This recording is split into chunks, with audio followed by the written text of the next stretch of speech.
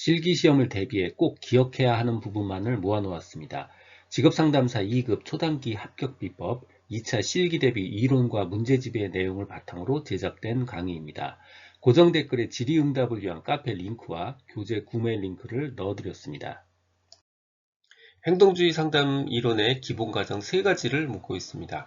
행동주의 상담의 가장 핵심 키워드는요, 학습과 훈련이에요. 그래서 대부분의 인간의 행동도 학습된 거고, 그러니까 거꾸로 학습을 통해서 수정도 할 수 있다, 이렇게 보고 있어요.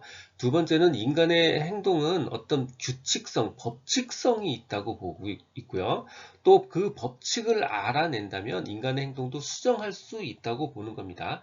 학습된 거고, 어떤 인간의 행동은 법칙이 있고 법칙을 알면 수정할 수 있다고 보는 겁니다. 자, 다시 정리하면요. 인간의 행동은 학습된 거니까 학습을 통해서 수정할 수 있다. 자, 두 번째는 인간의 행동은 자연현상처럼 어떤 법칙성을 가지고 있다. 세 번째, 인간의 행동은 여러 가지 변인들에 의해서 결정되는데 그 변인들에 대한 법칙을 발견할 수 있다면 인간의 행동도 수정할 수 있다. 이렇게 3가지 기본 가정을 적으시면 됩니다. 내담자에게 좋은 영향을 줄 수 있는 언어적 행동 그리고 비언어적 행동을 각각 3가지씩 적는 겁니다. 언어적 행동은요, 어떤 사람이 얘기하면 그걸 다시 반복해서 말해주는 거예요. 그 재진술과 감정의 반영이라고 그래요. 재진술을 사용하면 관계지향적 면담을 수행할 수 있고요. 두 번째, 적절한 호칭, 그리고 네, 그렇군요 라는 긍정적 의미의 언어적 강화, 그리고 적절한 유머 사용, 이런 것 중에서 한 3개 정도 골라주시면 되고요. 비언어적 행동은 우리가 1차 시험에 나온 비언어적 행동 3가지가 있습니다. 눈 맞춤, 끄덕임, 미소요. 그냥 외우기가 좀 힘들어서 저는 눈, 코, 입이라고 외웠어요. 눈, 코 대신 끄덕이며 그 다음에 입은 미소를 짓죠. 그래서 눈, 코, 입 이렇게 외웠는데 눈 맞춤, 끄덕임, 미소 요 3가지를 비언어적 행동이라고 쓰시면 가장 모범 답안이 될 수 있을 것 같아요. 진로시간 전망에 대한 효과 혹은 용도요. 요거 내용은 아는데 이 5가지 비슷비슷해가지고 기억하는 게 굉장히 까탈스럽습니다. 그래서 3가지 그룹으로 구분했습니다. 자, 첫 번째는 목표 설정에 관한 그룹이요. 목표 설정을 촉구하고요. 두 번째는 현재에서 목표가 있으면 목표를 향한 방향이 있죠. 그래서 미래의 방향을 이끌어내기 위한 그래서 목표 설정 촉구 그룹이 있고요. 두 번째는 현재와 미래를 연결하는 그룹이 있습니다. 현재와 미래를 연계시키고요.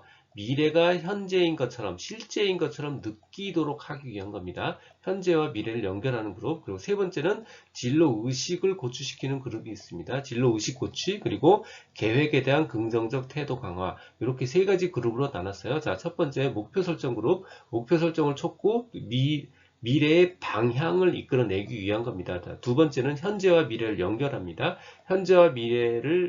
현재의 행동을 미래의 결과와 연결시키는 거고요. 미래가 실제인 것처럼 느끼도록 하는 겁니다. 그리고 진로의식을 고취시키는 부분이 있습니다. 진로의식을 높이고요. 계획에 대한 긍정적 태도를 강화하기 위해서입니다. 요거 6가지 중에 5가지 정도 골라 쓰시면 됩니다. 사이버 상담의 필요성 6가지를 묻고 있습니다. 위의 3가지는요, 인터넷 공간이라는 대표적인 특성이죠. 익명성이요. 그리고 접근성이 용이하고요. 시간 공간에 제약이 없는 것. 이거는 사이버 공간의 아주 대표적인 특성이고요. 나머지 일반적인 내용이요. 비용이 저렴하다. 어차피 참여자가 자발적으로 참여하지 않으면 성립 안 하죠. 그래서 참여자는 무조건 자발성이 있고요. 그러다 보니까 내담자 주도적이고요. 상담 기록이나 저장은 시스템적으로 자동적으로 되죠. 그래서 상담 기록과 저장이 용이합니다.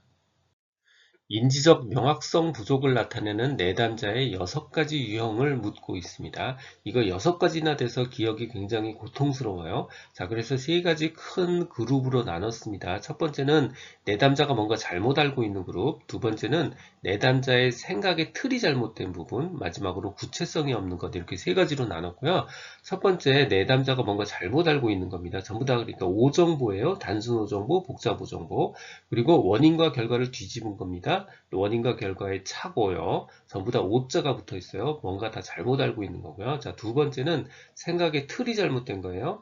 내담자가 강박적 사고를 가지고 있다든가 혹은 불가피성 혹은 가정된 불가능을 가정하고 있다든가 마지막으로 더블 띵킹 그러니까 양면적 사고를 하는 경우 이건 내담자가 잘못 사고의 틀이 잘못된 부분이고, 마지막으로 구체성의 결여, 요런 거 중에서 한 6가지 기억하기 쉬운 거 기억하시면 될 것 같습니다.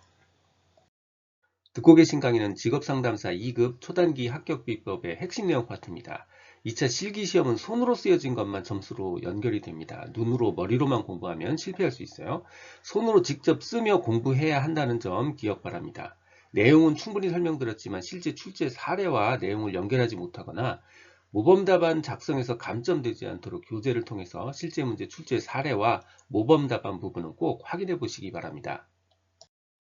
직무 스트레스로 인한 행동적 결과 5가지를 쓰는 문제입니다. 아무 전제 없이 그냥 행동적 결과를 쓰라 그러면 개인 수준의 결과를 쓰든 조직 수준의 결과를 쓰든 다 상관없으니까 이 많은 것 중에 5가지, 내용들도 대부분 상식적이거든요. 그러니까 5가지 그냥 써주시면 돼서 굉장히 평이하고 오히려 점수를 주는 형태의 문제가 되는데, 그게 아니고 조직 수준에서의 결과라고 물어보든가 혹은 개인 수준에 대해서의 결과라고 물어보면 이 2가지는 좀 구분을 하셔야 됩니다. 이 구분만 하셔도 나머지 문제는 어렵지 않아요. 개인 수준에서의 결과는 스트레스는 심혈관계 질환에 영향을 미친다고 1차에서도 여러 번 나왔죠. 그 다음에 정서불안, 정신적 불안을 유발합니다. 이런 정도 써주시면 되고요. 조직 수준에서의 결과요. 높은 결근 이직률, 그 다음에 집중력 저하로 인한 사고 위험, 그 다음에 너무 높거나 낮은 스트레스는 직무 불만족과 직무 수행 능력을 떨어뜨리죠. 하지만 적절한 수준의 스트레스는 오히려 직무 수행 능력을 높이기도 합니다. 그 다음에 직무 불만족을 야기시키고요. 조직 몰입도에 어려움을 줍니다. 이런 거 전체에서 5가지를 골라 쓰시면 됩니다. 직무기술서에 포함되는 내용 5가지요. 직무 명칭, 개요, 내용 이거는 완전히 당연히 들어가죠. 직무 명칭이 없이 할 수는 없잖아요. 직무 명칭, 개요, 내용 이건 당연히 들어가고요. 직무 수행에 요구되는 조건, 즉 책임이나 지식 같은 거요. 그리고 직무 수행에 필요한 장비, 환경 같은 직무 요건이요. 요 2가지가 더 추가로 들어갑니다. 명칭, 개요, 내용은 당연히고요. 직무 수행에 요구되는 거, 그리고 직무 수행에 필요한 거 2가지를 더 추가하시면 됩니다. 사회인지 이론의 3가지 영역 모델을 쓰고 설명하는 문제입니다. 모델이니까 바로 모형이에요. 첫 글자를 따면 흥, 선, 수입니다. 흥미 모형, 선택 모형, 수행 모형이요. 이거 쓰는 방법은요.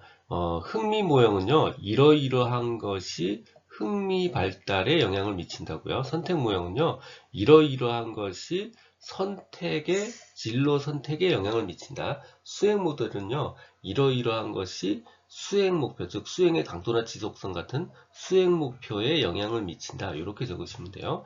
자, 흥미 모형이요. 무엇과 흥미 발달에 영향을 미치냐면요. 결국은 3개 다 자기 효능감, 자기 효능감이 흥미 발달에 영향을 미치고 진로 선택에 영향을 미치고 수행 목표에 영향을 미쳐요. 자, 첫 번째 흥미 모형이요. 흥미 모형은요. 자기 효능감과 플러스 성과 기대가 흥미 발달에 영향을 미치고요. 선택 모형은요. 자기 효능감과 바로 위에서 다뤘던 흥미가 진로 선택에 영향을 미치고요. 수행 모형은요. 자기 효능감과 과거의 수행 성취도, 과거의 성공 실적, 과거의 성공 경험이 수행 목표에 영향을 미칩니다. 자, 예를 들어서 설명하면요. 이 예는 굳이 넣지 않아도 돼요. 자, 예를 들어 설명하면요. 피아노를 잘 칠 수 있다는 자신감, 자기 효능감은 피아노의 흥미를 키울 수 있죠. 자, 자기 효능감과 성과 기대가 흥미 발달에 영향을 미친다는 흥미 모형이고요. 자, 선택 모형은요, 자기 효능감과 흥미가 진로 선택에 영향을 주는 거예요. 즉, 피아노에 대한 자신감, 자기 효능감과 흥미가 결국 그 사람을 피아니스트의 진로를 선택하게 만들죠. 그게 바로 개인차 환경 학습에 의한 자기 효능감 그리고 흥미가 진로 선택에 영향을 미치는 거고요. 수행 모형은요. 결국 어떤 수행 성취도, 그러니까 예를 들어서 피아노 콩쿨 입상 실적은 더 높은 수행 목표를 갖게 하죠. 그게 곧 과거의 수행 성취도와 자기 효능감이 수행 목표를 더 높이는 겁니다. 그래서 수행의 강도나 지속성에 영향을 미치는 겁니다. 다시 정리하면요. 흥선수입니다. 흥미 모형, 선택 모형, 수행 모형입니다. 자발적 실직자에게 나타나는 5가지 비합리적 신념을 묻고 있습니다. 이 사람들은 명예퇴직자하고 조금 달라요. 자발적 실직자라서요. 자신감과 자존심을 가지고 있고요. 한편으로는 불안감도 같이 가지고 있습니다. 그리고 직업 상담에 대한 오해도 가지고 있어요. 그래서 이렇게 3가지 그룹으로 나눴습니다. 자, 첫 번째, 자신감과 자존심 부분이요. 이 사람들은 기본적으로 자신이 나갔기 때문에 추가적인 직업 탐색 기법을 습득할 필요는 없다는 그런 신념을 가지고 있어요. 한편으로는 자존심이 굉장히 강해서 면접 후 거절당하는 것은 재앙 같다는 그런 비합리적 신념을 가지고 있습니다. 두 번째 그룹, 불안감 부분입니다. 기존 직업이 완전히 만족스럽지 않았다고 생각할 수도 있기 때문에 완전한 직업 탐구가 필요하다라는 신념을 가지고 있을 수 있고요. 직업 탐색 과정에 몰두해야 된다라는 비합리적 신념을 가지고 있을 수 있습니다. 그리고 마지막으로는 직업 상담사가 직업을 찾아줄 거라는 그런 비합리적 신념도 가지고 있을 수 있습니다. 지금까지 라디캠지기 꾸벅이 박종규입니다. 지금 화면 좌측 상단의 재생 목록을 누르면 필요한 부분을 선택해서 들을 수 있습니다. 도움이 되셨다면 좋아요, 구독 부탁합니다. 감사합니다.